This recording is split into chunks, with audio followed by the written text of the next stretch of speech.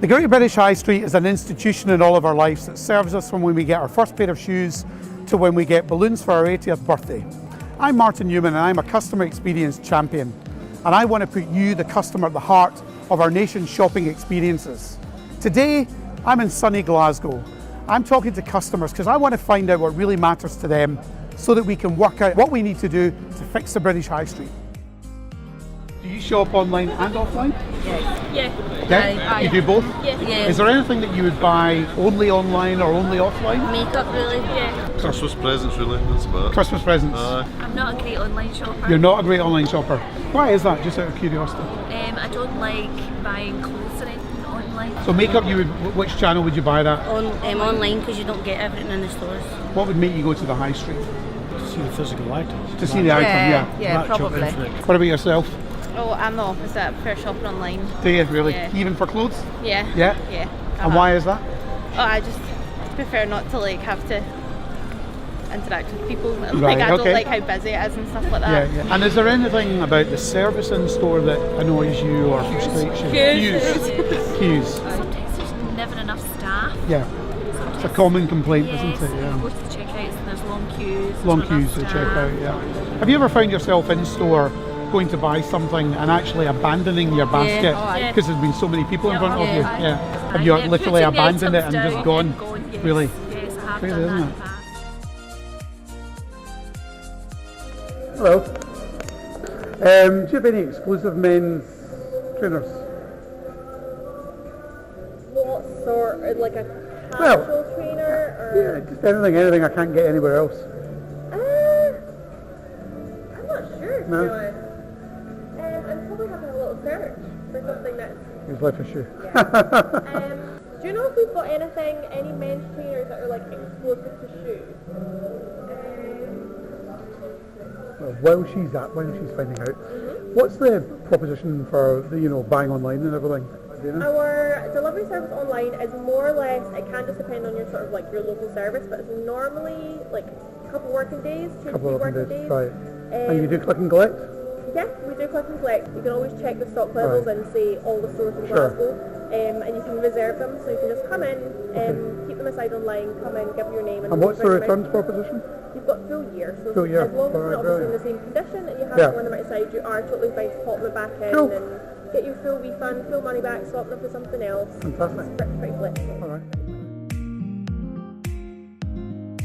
So here I am in Buchanan Street in Glasgow, and I've just been into the shoe store, SCHUH, arguably one of the best footwear retailers in the UK. Had a pretty good experience engaging with a colleague in there. She certainly had great knowledge of all the multi-channel ways that I could engage with Shoe as a customer. The one thing I found a little bit disappointing is that none of the staff seemed to know whether or not there were any exclusive products.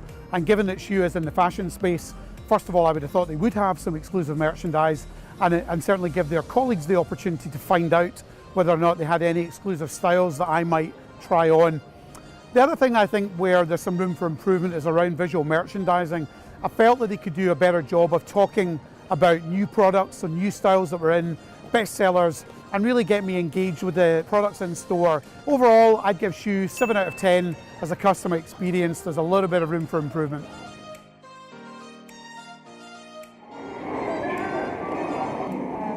Hello. I have an iPhone at the moment and I'm kind of keen to try something else. Yeah, sure. Have you got I'm bored of it. phone in mind? No, what would you recommend? So look at the Huawei. The camera on this is phenomenal. It's brilliant, yeah, better than the iPhone. How much you see that? I don't know, I think yours is alright. That's it, P30. I'm not convinced about that. What other alternatives? Yeah. So it's S10 and the S10 Plus. So what would the main difference be between that and my iPhone then? Any idea? Or? I'm not really sure, but I can find out. I mean, Oh, I'm don't an we? iPhone myself. Oh yeah, sure, no, I I've understand. just started in here, so Right. that's how I'm Oh, normally that's get one okay. of the guys if I No can't problem. get a question. So what about O2 as a network then compared to... Really good actually. I can tell you that because Oh, okay. I was with 3 before Three, I started right. working here and I changed them over to O2. Just Better because coverage now, or...? better coverage. I wasn't really getting the coverage with 3. And how much is that package? How much is that package? It starts off at £50, £31 a month. Depend. See, to be fair, I can't really give you prices on here with the system because on the system it could be different. And do you have any? Do you know what the international capability is? In other words, if I'm on holiday and Whereabouts do you normally go? well, for business, I go to the States quite a lot. Guys, see the S10 Plus? The customer's thinking about taking that out, right? Would you be able to use the S10 Plus on O2 in the States? I know that's a new thing, isn't it? That's at the boat, is that a It's kind of like a bolt-on that you add on. And can you select the zones that you want it for, or No, it's just like a general thing. You'll still be able to use the phone anyway. I wouldn't be able to use that internationally because with 3 at the moment, there's certain like when I go to States, I can use all my data over there. Basically, Yeah, we have kind of promotions for that with like the SIM cards and that sort of stuff. Right. Just the SIM themselves, but we don't have that on Okay. just now. Okay. That'd be quite important to me, but anyway, okay. Alright. Thanks for your help. I'll leave it at that for now. Thank you. Thanks a lot. Cheers. I've just been into the O2 store to check out their customer experience. I'm currently a 3 customer, and I have to say, as a customer experience, I always feel pretty positive about it. I thought I would go into O2 and find out what it would be like if I were to switch, what the alternative plans were, whether they could offer me the same package as I have with 3, which is where I've got all I can consume data. With 3, I also know the countries that I can use that data in. And I found that really the product information or the insight around the alternative plans or finding the alternative plans that were similar to the one that I have with 3 wasn't really that great. So I found it a bit confusing, and I find that that's one of the issues with telcos generally, is that the products are quite complicated, the plans are complicated, and there must be a way of simplifying it and giving you more trust as a consumer that you're getting the right solution for you. As a customer experience, I'd give them 4 out of 10. I think there's quite a lot of room for improvement.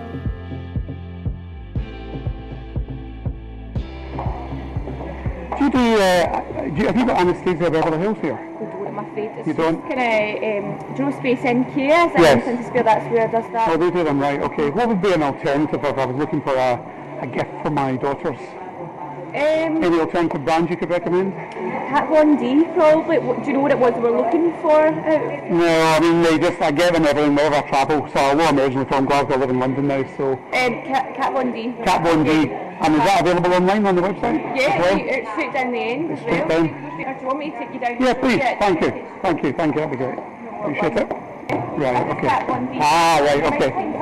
Alright, do you do any little kits? Do you have like any sort of gift bags with multiple products together, that kind of idea? We do have the contour palette, which is a good seller. What is it? Contour palette? Contour palette, so Right. all your face, basically. Yeah. And just in terms of the returns policy, I mean, if it's as long as it's not, it can be open, but as long as it's not been touched. not been touched. Yeah. And we live in London now, so if I was returning that, I would send. Where would I send that back to? So London. Would I take it back to a store in London, or could I send it back to the? If they've got a Debenhams store in London, you Yeah. can take it back to there, yeah. Right, or just. I don't think they have one in London. No, they do. Oxford Street, yeah, they pretty do. sure they have, yeah. So I've just been into Debenhams in Glasgow, and I have to say it was a pretty decent experience. I was looking for a gift for my daughters, and I ended up buying some makeup. I was actually looking for an alternative brand to Anastasia of Beverly Hills, which is a man who travels the world and always is told what makeup to bring back for his daughter. I knew that brand very well. I had a wee sneaky inclination that Debenhams might not stock that particular brand, so I was looking for an alternative. And I have to say the staff did a pretty good job of selling me onto another alternative brand. I also thought the staff knowledge around the customer experience around multi-channel and the multi-channel proposition was pretty good. What was slightly disappointing for me was visual merchandising around the store. I felt there was a lack of calls to action around best sellers, around products that have just arrived that day. You know, really turn it up for me, give me more reason to want to buy there and then by shouting out different products. So I thought that was a wee bit lacking. Overall, I would give Debenhams 7 out of 10. Pretty good experience, but I felt there's a bit of room for improvement. I've been in Glasgow today to check out the customer experience in a number of establishments. I've tried swapping my phone in O2, seeing what it might be like as an experience to move from iPhone to Samsung or another brand, and also from my Network 3. I bought shoes in Shoe. I bought makeup in Debenhams, not for myself, but for my daughter.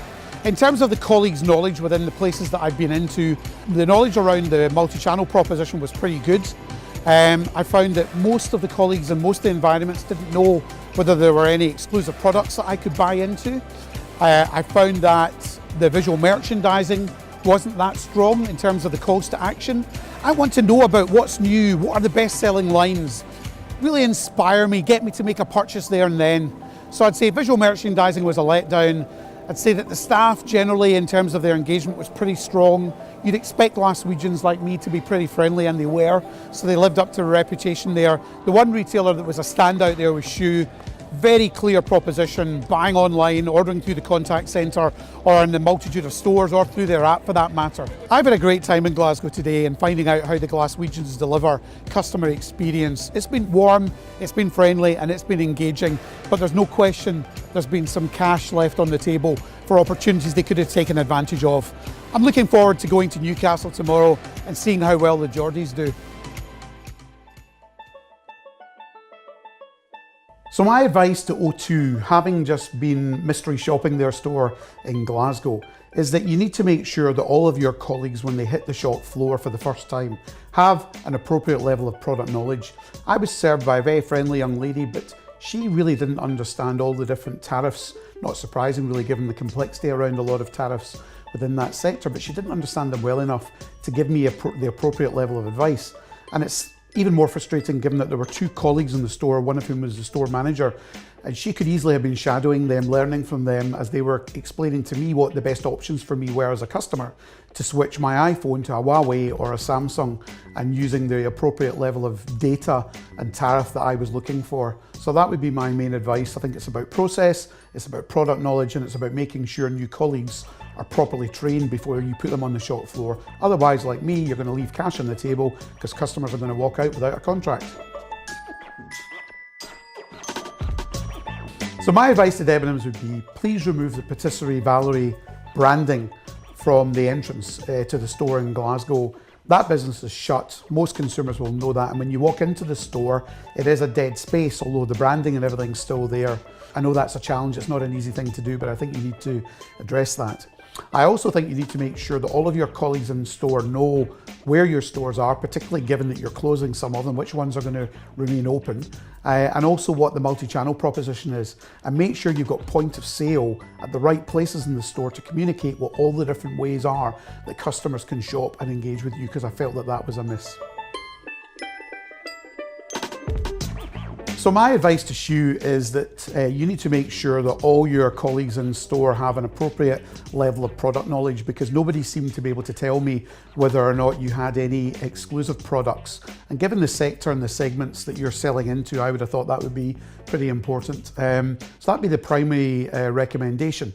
I also thought there was a lack of visual merchandising, so I'd look to have more point of sale that calls out exclusive products, that calls out new products, that calls out best sellers, because these are key drivers for consumers. One of the stores on Argyle Street had really great messaging in the window around all the ways that consumers could engage with you online, through the app, through the contact centre, but that was missing in the Buchanan Street store. So for consistency, to make sure you've got the same messaging across all of the stores, those would be my key messages of advice for Shoe.